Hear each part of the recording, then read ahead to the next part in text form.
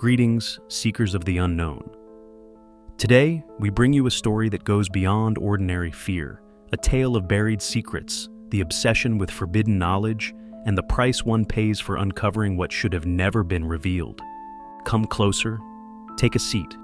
Let us tell you the story of Charles Dexter Ward, a young man who delved too deeply into the past, so deeply that he lost himself within it. A case where the line between reality and the impossible crumbles, and where a man's greatest enemy may be himself. With that said, let us begin. The story begins in 1928, inside a psychiatric sanatorium in Providence, Rhode Island, a place where the mentally ill were isolated from the world, yet had never encountered a case like this before. A patient has disappeared. Charles Dexter Ward, a 26-year-old man, has vanished without a trace. And the most disturbing part is not the disappearance itself, but how it happened. His room was locked, the hallways were monitored, and the windows were secured. There was no sign of a struggle, no evidence that anyone had helped him escape. Yet, when the doctors entered his cell that morning, they found it empty. Only one window stood open, but his room was on the third floor, more than 12 meters high. There were no ropes, no marks on the wall, no possible way for anyone to have descended without assistance. It was an impossible escape. But it happened. The news unsettled the staff. Some believed he had somehow managed to flee, while others blamed human error. A door left unlocked, a moment of distraction that proved fatal. But among them, only one person was truly terrified, Dr. Willett, Charles's personal physician. He had known Charles since birth. He had witnessed his transformation up close, his growing obsession, his physical and mental decline.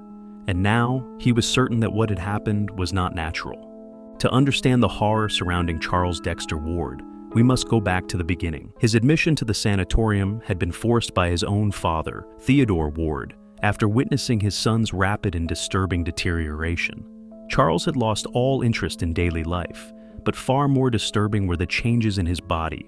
His skin had turned pale, his posture became hunched, his voice had withered into a barely audible whisper. Most unsettling of all, he appeared to be aging at an unnatural rate. To any stranger seeing him for the first time, Charles was not a 26-year-old man, but an old, dying figure, hollow and withered. The doctors examined him, but his symptoms defied all medical logic. His metabolism had slowed to an impossible degree. His digestion was abnormally sluggish, as if his body was no longer designed to process normal food. But the most unsettling discovery was yet to come. Several birthmarks he had had since childhood had completely vanished, as if his skin was no longer the same, and in their place, a strange dark scar had appeared on his chest, its shape unrecognizable, unlike anything the doctors had ever seen. These changes worried the doctors, but what truly disturbed them was his behavior. Charles no longer spoke clearly. Sometimes he murmured words in unknown languages. Other times he recited ancient phrases, as if he didn't belong to this time. He seemed trapped in another era. It was as if his mind had been taken over by something else, something that should not exist. Dr. Willett had witnessed all these changes, and the more he observed Charles, the greater his fear grew. Something deep inside him whispered that the person before him was not truly Charles Dexter Ward. There was a coldness in his gaze, a subtle expression on his face that did not match the young man he once knew. And then, the disappearance happened. When Willett learned that Charles was no longer in his cell, a chill of horror ran through him. Because this was not a simple escape. There were no signs that Charles had left on his own. There was no possible way he could have vanished like that, unless he was no longer entirely human. And then, a terrifying thought crossed his mind. What if Charles had not escaped? What if he simply no longer existed in this world? What if whatever had taken over his body was now walking freely through Providence, searching for something more? But to understand what happened to Charles Dexter Ward, we must go back in time. His story does not begin in the sanatorium, or with his obsession with the occult. It began centuries earlier with Joseph Curwen, his ancestor, a man whose name had been erased from official records, as if someone had deliberately tried to erase his existence entirely. Joseph Curwen arrived in Providence, Rhode Island in the 18th century, fleeing from Salem during the infamous witch trials of 1692. Even at that time, rumors about him were unsettling. Whispers of forbidden knowledge, alchemical experiments, and an eerie presence that brought with it things beyond human comprehension. In Providence, he purchased land on the outskirts of the city and built a house with a vast farm and an underground network of tunnels where he was said to have conducted unthinkable activities. At first, he was seen as an eccentric man, but harmless. He soon amassed a fortune, investing in ships that arrived from India and Europe, bringing exotic goods, and, according to some witnesses, long wooden crates that resembled coffins. He also purchased large quantities of chemicals and livestock, far more than any person would ever need for a normal life. But as the years passed, people began to notice something even stranger. Curwen did not age. Decades went by, and his appearance remained the same. While his peers grew old and frail, he remained exactly as he had always been, as if time had no hold over him. Rumors began to spread. Some believed he had made a pact with the devil. Others whispered that he had discovered a way to cheat death itself. What was undeniable, however, was that his home hid dark secrets. On moonless nights, neighbors swore they saw strange colored lights shining through his windows. Muffled screams and whispers in unknown languages echoed through the night. The sailors who worked for him feared him far more than they respected him. For those who entered his house were rarely seen again. For decades, Curwen managed to remain beyond the scrutiny of the public eye. But there was one man determined to put an end to his reign of mystery: Ezra Whedon, a man who had once been engaged to a woman named Eliza Tillinghast until Curwen bought her as his wife, bribing her family with a fortune. Consumed by hatred and suspicion, Whedon began to spy on Curwen, and what he discovered was enough to convince the entire town that they were dealing with something monstrous. The first thing he noticed was that every week, Curwen received shipments of enslaved people from Africa, but he never used them to work the land, and once they entered his property, they were never seen again. He also discovered that Curwen's farm had a hidden entrance leading to a vast network of underground tunnels. From within those tunnels came indescribable sounds, like distant choruses of voices, sometimes in French, Spanish, and other ancient languages. But the worst discovery came when a violent storm struck Providence, revealing the horrors buried beneath the earth. As the rain poured down, the ground around Curwen's farm collapsed in several places, exposing massive piles of human and animal bones. Some bodies were fused together in impossible ways, as if they had been twisted and reshaped through unnatural experiments. The townspeople saw this as undeniable proof that Curwen was involved in something dark, and decided to take action. Whedon gathered a group of over 60 armed men, and together they marched toward Curwen's house, determined to end him once and for all. No one knows exactly what happened that night, because every single man who participated in the attack took a vow of silence. But fragments of diaries and letters that survived tell a terrifying story. The moment the men broke into Curwen's house, a blinding red explosion tore through the sky, followed by a stench so vile it was as if 1,000 open graves had rotted at once. Screams filled the air, but not just from the attackers, from something else, something not of this world. The men opened fire on figures engulfed in flames, but what fell to the ground was not human. In the midst of the chaos, a voice, deep, ancient, speaking from the abyss itself, resonated through the night, pronouncing words in a language unknown to any man. Some of the men fled in terror, others went mad on the spot. By the time dawn broke, Curwen was dead, or so they claimed. His body was sealed in a lead coffin, covered in protective sigils, and buried deep underground. His properties were abandoned, left for nature to reclaim. But the rumors did not die with him. People whispered that on certain nights, voices could still be heard echoing from the ruined farm, that no one should venture near the place unless they wished to witness something they were never meant to see. And so, the story of Joseph Curwen came to an end. Or at least, that's what they thought. More than 150 years later, Charles Dexter Ward discovered his existence, and with it, a door that was never meant to be opened. When Charles Dexter Ward first learned about Joseph Curwen, something inside him changed forever. What began as a simple curiosity about his ancestor quickly spiraled into a full-blown obsession. From the moment he found Curwen's name erased from official records, he couldn't help but wonder what secrets had been hidden from him. As he delved deeper into his research, he discovered that Curwen's story was riddled with unanswered questions. How had he managed to live for over a century without aging? Why were his house and properties destroyed after his death? And most disturbingly, What kind of dark practices had he engaged in that made the people of Providence desperate to erase his existence? Charles was determined to find the truth, no matter the cost. He began tracking down old documents, property records, and ancient letters. He searched through libraries, municipal archives, and private collections. He traveled to Salem, hoping to uncover anything about Curwen's life before he arrived in Providence. And with each discovery, his fascination grew stronger. He was diving deeper and deeper into a world he would never escape. But the true point of no return came when, during his research in an old house once owned by his family, he found something hidden beneath a layer of paint on one of the walls. Carefully, he scraped away the aged, peeling paint until, slowly, a portrait emerged. A portrait that had remained concealed for centuries. And when he finished restoring it, his blood ran cold.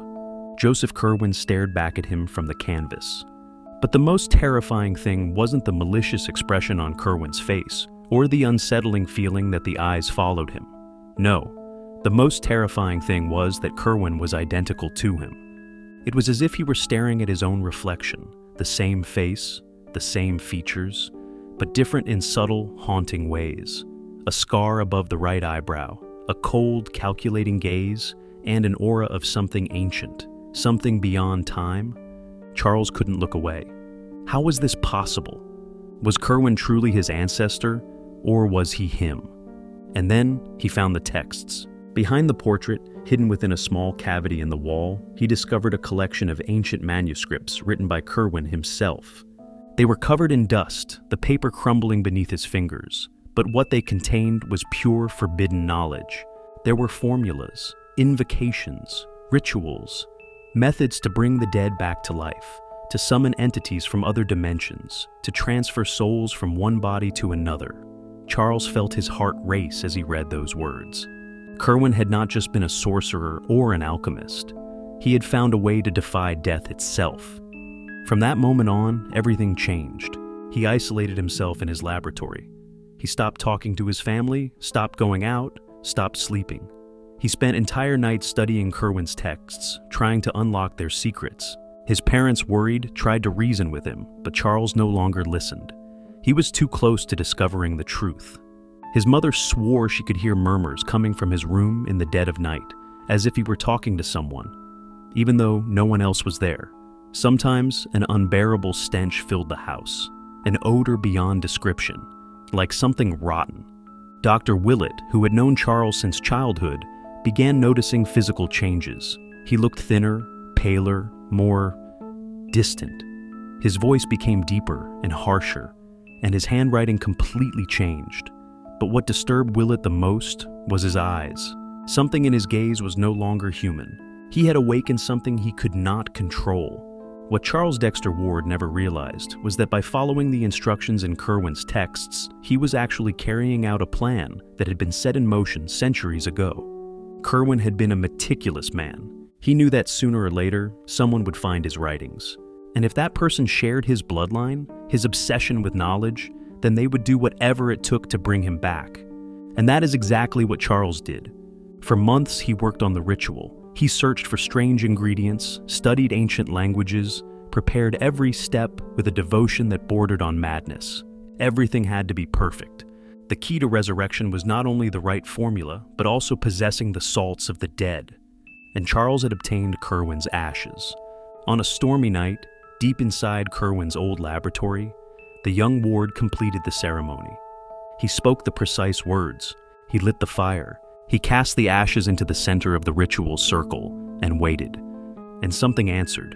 The air in the room grew thick, suffocating. The shadows on the walls moved on their own. And suddenly, a stench filled the space. The smell of death, of open graves. Something rose from the ashes. Joseph Curwen had returned. But what Charles did not understand was that he was not in control. He had not simply brought back a corpse. He had brought back a soul that had been waiting for over a century for the chance to walk among the living again. Slowly, Charles began to change. At first, it was subtle. His tone of voice, his posture, the way he spoke. His words were no longer those of a man from the 20th century, but of someone from another time. Then, his handwriting changed. He wrote exactly as Curwen once did. Finally, his personality disintegrated completely. Charles Dexter Ward was gone. Joseph Curwen now inhabited his body. Dr. Willett and Mr. Ward, his father, tried to intervene, but by then, it was too late. Charles had disappeared completely, and in his place stood an imposter, someone who knew too much about the past, someone who bore the same scar over his eyebrow that Joseph Curwen had in his portrait. Willett knew he had to act.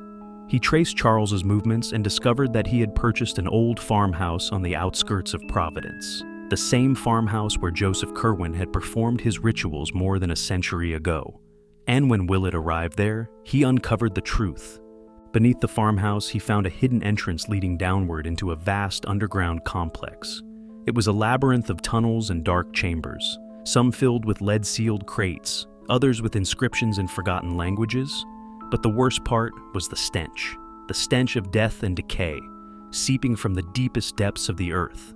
With his heart pounding, Willett pressed forward, and then he saw the impossible. There were pits, deep, dark pits, and something was moving inside them, something that should not be alive. They were incomplete beings, twisted creatures struggling to escape their confinement. Some were half-human, others were things that should not exist in this world. And in the midst of this nightmare, Willett realized the truth. Charles had not only brought Curwen back, he had tried to bring back others. A cold terror settled in Willett's bones. If Curwen succeeded in his plan, if he completed his work, it would not just be him returning. Something far worse would awaken, something that had been waiting in the darkness for centuries. At that moment, Willett made a decision. He could not let Curwen finish what he had started. He had to end this. He took the manuscripts, the formulas, the symbols. He deciphered the method to reverse the process. And using the same dark magic that Charles had used to bring Curwen back, Willett recited the spell that would destroy him. Curwen, inside Charles's body, realized what was happening. And in the psychiatric ward, when Willett finally confronted him, he tried to stop him. He attempted to cast a spell, but it was already too late. Willett spoke the forbidden words. A freezing wind filled the room. A whisper rose from nowhere. Curwen, trapped in Charles's body, tried to scream, but his voice faded into nothingness. And then, he collapsed to the floor. When Willett opened his eyes, there was nothing left. Only a thin layer of gray dust scattered across the ground. Curwen had been eradicated. The terror was finally over. The next morning, when the doctors checked Charles Dexter Ward's cell, they found it empty. His disappearance became a mystery, one that could never be explained by reason alone. But Willett knew the truth. He knew that Charles had died long before his body ever vanished. He knew that from the moment Charles completed the ritual, he had ceased to exist. And though officially, the case was recorded as an unexplained escape, Willett and Mr. Ward agreed on what they would tell the world, that Charles had died in the asylum, that his body was never found. His grave was dug beside his father's, but there was nothing inside, because what was once Charles Dexter Ward never returned. The story of Charles Dexter Ward is a terrifying reflection of what happens when the obsession for knowledge crosses the boundaries of what is human. Some truths are not meant to be uncovered. Some secrets must remain buried. Ward did not just awaken a being that was never meant to return. He became him. He lost his identity, his humanity, and his very existence in the process. His fate serves as a warning of what happens when we stare too deeply into the abyss, because the abyss will always stare back. But the greatest question still lingers. Was Curwen merely an immortal sorcerer, or was he just a pawn in a much greater scheme? How many others have attempted the same throughout history? And if there truly are ways to transcend death, what does it even mean to be alive? Lovecraft leaves us with the unsettling notion that somewhere, in some dark corner of the world, these forbidden secrets still lie in wait, and that someone, at some point, will repeat the mistakes of Charles Dexter Ward. If you enjoyed this tale of cosmic horror, make sure to subscribe and leave a comment. Do you believe knowledge can be more dangerous than ignorance? We'll read each other in the darkness.